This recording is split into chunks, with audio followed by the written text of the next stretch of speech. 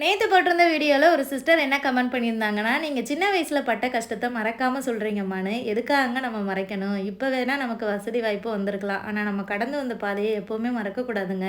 இன்னொரு ஒரு விஷயம் சொல்றேன் பாருங்க. நாங்க விவசாய குடும்பம் தான். கோடை காலத்துல எங்க அம்மா கத்திரிக்காய், வெண்டைக்காய் அந்த மாரி காய்கறிகள்லாம் தோட்டத்துல போடுவாங்க. மழைக்காலத்துல நெல்லு போடுவோம்.